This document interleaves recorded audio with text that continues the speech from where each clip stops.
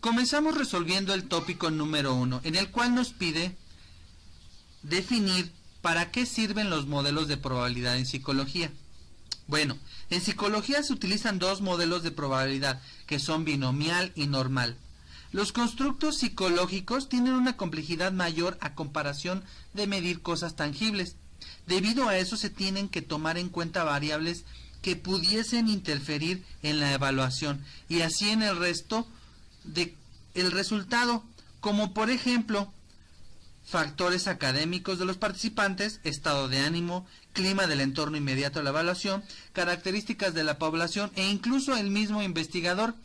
Algo que hay que aclarar y puntualizar es que en psicología no se pretende dar un resultado de veracidad absoluta, sino más bien de probabilidad, y es aquí donde entra la estadística.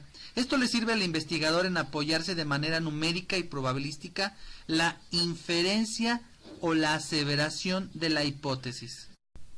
Ahora es el turno de resolver el tópico número 2. Pero primero, antes que nada, se tiene que entender qué es una distribución probabilística. Bueno, esta tiene como base los términos de función y espacio muestral.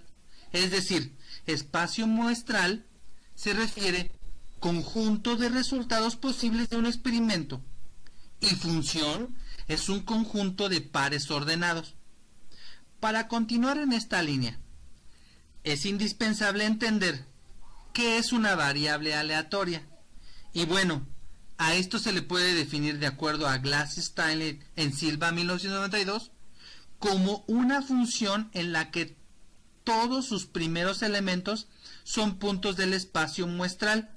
Para dar un ejemplo de lo que es un espacio muestral, es lo anterior. La situación a investigar sería obesidad. ¿Qué quiere decir? Cada lugar donde ingiere comida es un punto muestral. A esos lugares se le puede definir una variable aleatoria asociada a la ingesta de comida. Por ejemplo, ¿cuánto tiempo duró en comer? ¿Cuántos minutos o segundos fue el espacio de un alimento a otro?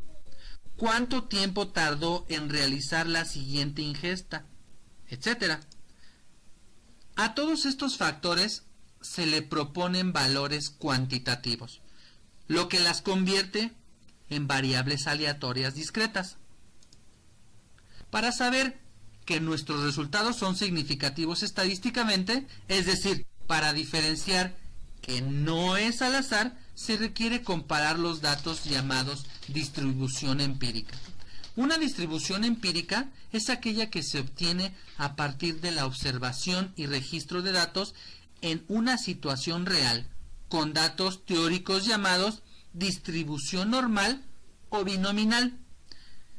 La distribución binominal se refiere a la distribución Bernoulli, donde hay dos posibles resultados llamados comúnmente como éxito, definido con la palabra P, y fracaso, definido con la letra Q.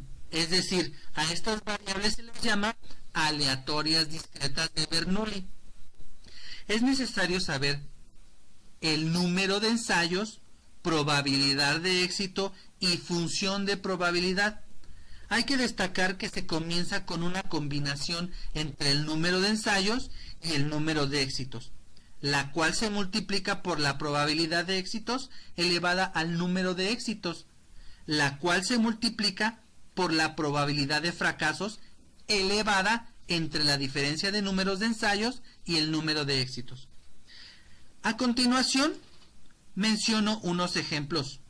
Una distribución empírica en la distribución que muestra la tasa de respuestas de un sujeto fumador sería el tiempo que deja de fumar de un cigarro a otro. ¿Cuánto tiempo le lleva el fumar su cigarro? El tiempo que se da desde el momento que se le viene a la mente el fumar a el momento de encenderlo. En otras palabras, cuando a cada valor de una variable discreta asociada asociamos su probabilidad real, calculada a partir de los datos observados, lo que se obtiene es una distribución probabilística empírica.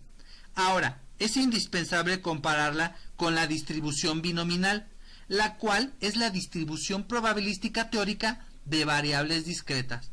la cual está constituida por todas las probabilidades esperadas a priori. Un proceso de Bernoulli tiene que cumplir tres condiciones. El primero es, tiene que tener dos resultados únicamente. La segunda es que estos resultados sean constantes. Y la tercera es que los ensayos deben ser independientes. Ahora es el turno de la distribución normal. Al graficar una variable en forma de histogramas o polígonos de frecuencia, a la distribución normal se le conoce también como curva normal. Y bueno, a la curva normal se le define como una distribución teórica de los datos de una población, según Pagano 2008. Es importante resaltar que toda cosa que pueda ser medida tiene esta tendencia.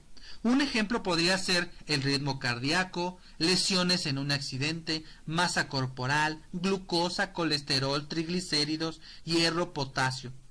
Estos tienen números, es por eso que se pueden medir. Es decir, todo lo que contenga volumen, masa u ocupen un lugar en el espacio. Ahora otro ejemplo, por ejemplo, sería el mexicano masculino tiene una estatura entre 1,70 y 1,85. La curva normal entre estas dos valores, para mencionar algunos de curva, son unimodal, la cual no hay más de una puntuación más frecuente. Simétrica, cuando ambos lados son idénticos. Mesosúrtica, la curva no es ni muy aplanada ni muy puntiaguda. Y asintotótica, los dos extremos de la curva jamás tocan el eje de la sequía. Media, mediana y moda. Posee los mismos valores y se encuentran al centro de la curva. Para concluir con estos dos primeros tópicos es necesario destacar la importancia de las estadísticas en general.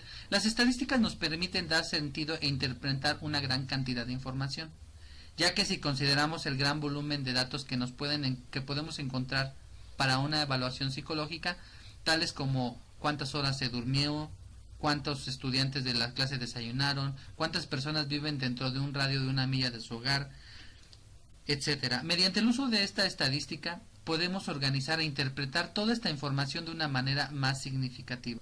Los psicólogos nos enfrentamos a enormes cantidades de datos y estos datos responden a infinidad de preguntas. Un ejemplo sería, estos datos que tengo, ¿cómo afectan los cambios en una variable a otra variable?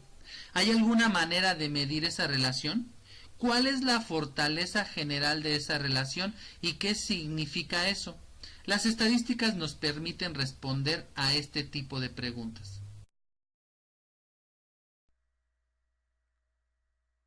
Hola, ¿qué tal? Mi nombre es Isabel Martínez y hablaremos sobre el tema contrastar una hipótesis correspondiente al tópico número 3. Es contrastar una hipótesis es un método estadístico que nos va a permitir aceptar o rechazar una determinada afirmación llamada hipótesis nula en función de los valores que hemos obtenido en la realidad.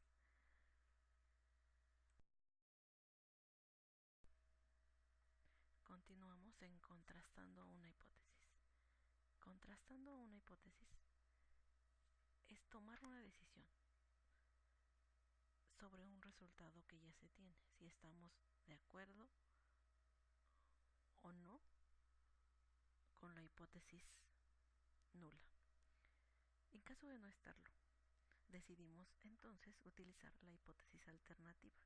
Se le asigna un valor a este y se realiza la hipótesis para determinar en base a los resultados si es verdadera la hipótesis nula y si se rechaza o se acepta.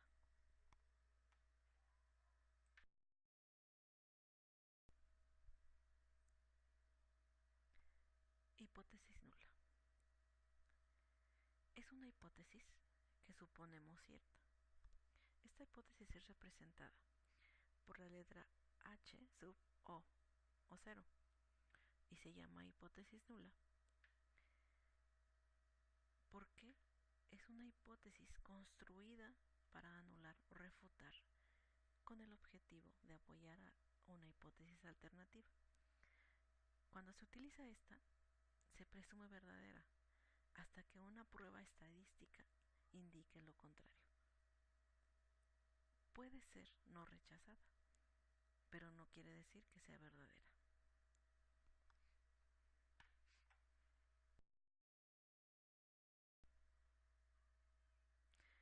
Continuamos hablando sobre la hipótesis nula. Esta hipótesis es una hipótesis que se formula y se requiere, por tanto, contrastar. Esta hipótesis debe expresar o incluir la condición de no cambio, de ahí el nombre de hipótesis nula. Sin embargo, no siempre será aceptada. De ahí la hipótesis alternativa. Bien, hablemos ahora de la hipótesis alternativa. Está representada por la letra H sub 1. Esta es cualquier otra hipótesis diferente a la formulada y que sea contraria a hipótesis nula cuando esta es rechazada.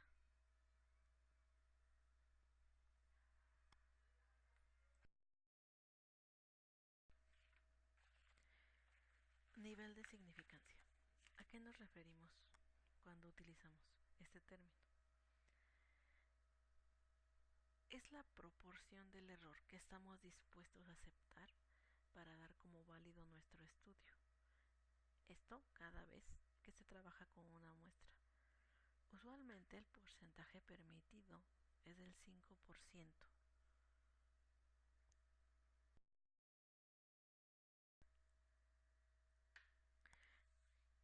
Al realizar la contrastación de hipótesis, posiblemente podamos cometer algunos errores. Podemos mencionar ahora algunos. Ejemplo, si rechazamos una hipótesis cuando debiera ser aceptada, estamos cometiendo un error tipo 1, mientras que si la aceptamos debiendo ser rechazada, entonces estaremos cometiendo un error tipo 2. Minimizar los errores no es un tema sencillo. Un tipo suele ser más grave que otro y los intentos de disminuir suelen producir el aumento del otro. La única forma de disminuir ambos a la vez es aumentar el tamaño de la muestra.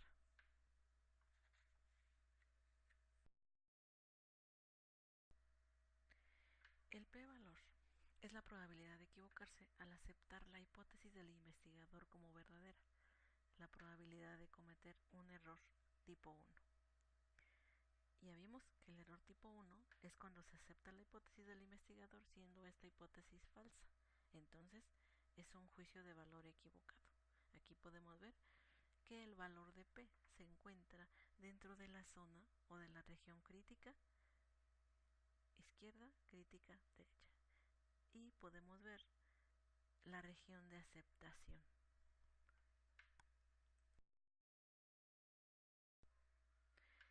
Existen dos tipos de contrastes, llamadas unilaterales.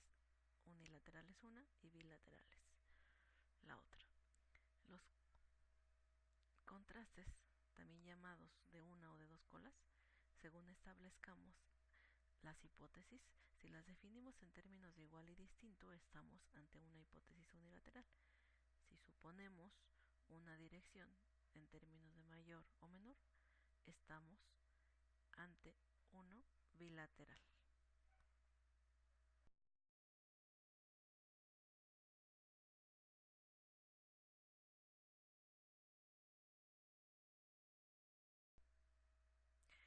Existen algunos pasos que debemos seguir para la contrastación de hipótesis. Mencionaremos aquí algunos.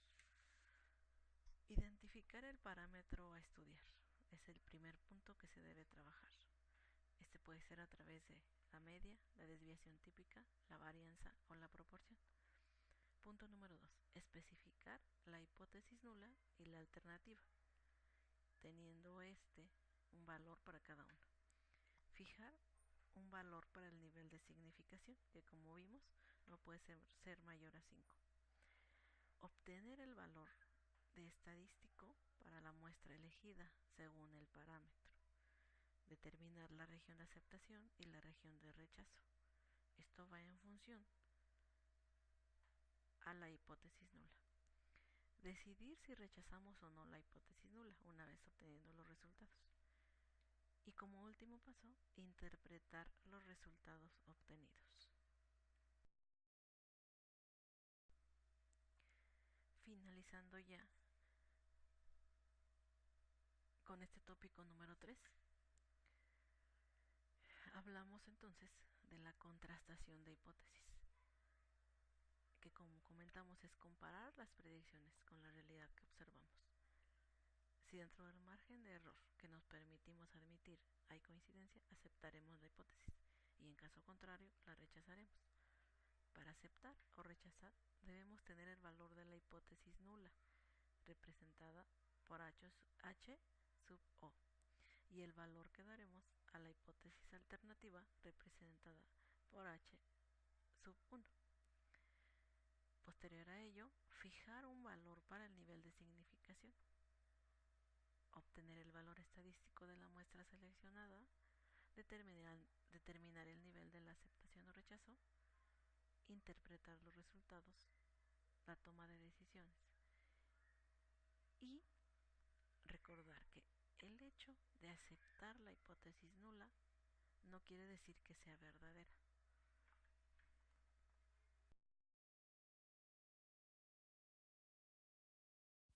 En la estadística aplicada se conoce como variable aleatoria cualquier variable cuyos valores pueden describirse mediante una distribución de probabilidad.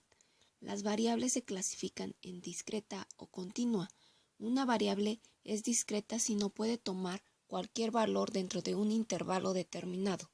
En otras palabras, si el valor de la variable de la recta numérica está separado en los valores próximos, mayor o menor, por los números reales que no pueden asumir la variable. Los ejemplos más comunes de variables discretas son los que se limitan a enteros: -3, -2, -1, 0, 1, 2, 3. Las variables, pongamos por caso, número de hijos por familia, número de águilas en una serie de intentos o repeticiones del experimento, echar un volado, no pueden adoptar más que valores enteros. Las variables continuas, por el contrario, pueden tomar cualquier valor dentro del intervalo. La estatura de un grupo de personas ilustra el carácter continuo de las variables, ya que entre dos valores, digamos 1.688 metros y 1.69 metros, es posible cualquier valor como 1.687 metros y así hacia el infinito. En la estatura de las personas se reportan solo 2 decimales de aproximación. Tiene que ver con una operación de redondeo por las razones de la práctica. La variable sigue siendo continua, ya que teóricamente es posible cualquier valor entre dos límites dados. Los valores de una variable discreta son puntos desconectados entre la recta numérica, pero los posibles valores de una variable continua incluyen los valores dentro de una región o intervalo interrumpido del eje real. En una distribución de probabilidad de variable aleatoria es discreta. Se dice que una distribución discreta de probabilidad. Si la variable aleatoria es continua, distribución continua de probabilidad. En conclusión, las variables aleatorias discretas son las que pueden tomar un número finito o infinito numerable de valores. Las variables aleatorias continuas, su recorrido no es un conjunto numerable. Los valores de la variable abarcan un intervalo de números reales. Por ejemplo, la variable que asigna la estatura a una persona extraída de una determinada población es una variable continua, ya que teóricamente todo valor entre, pongamos un caso, 0 y 2.50 metros es posible. Una de las aplicaciones de la estadística es hacer inferencias a poblaciones a partir de muestras. Dentro de este proceso inferencial existe el riesgo de error o imprecisión, ya sea por el azar o la variabilidad biológica del fenómeno a estudiar. La carencia de error aleatorio debido al azar se conoce como precisión.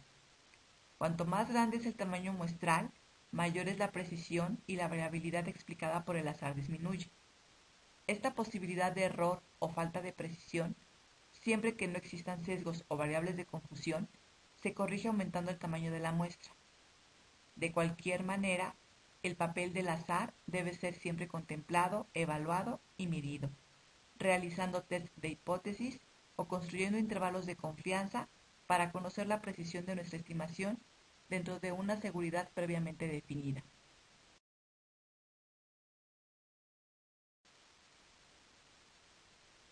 Bien, el primer concepto que debe quedar claro es que las pruebas estadísticas nada prueban, simplemente evalúan la probabilidad de que nuestros hallazgos puedan o no atribuirse al azar. Para probar una asociación en el campo de la ciencia, no son suficientes las pruebas estadísticas y se necesitan varios criterios adicionales con los cuales puede establecerse, por ejemplo, una relación causa-efecto. Ahora bien, el segundo concepto es que el no poder rechazar la hipótesis nula nunca significa que la alterna sea falsa. Es decir, que un valor de P mayor de 0.05 equivalente al 5% no necesariamente significa la inexistencia de asociación. Ese dato solamente informa que la diferencia encontrada en el estudio pudo ocurrir por azar. En otras palabras, que no podemos descartar el papel del azar en nuestro hallazgo.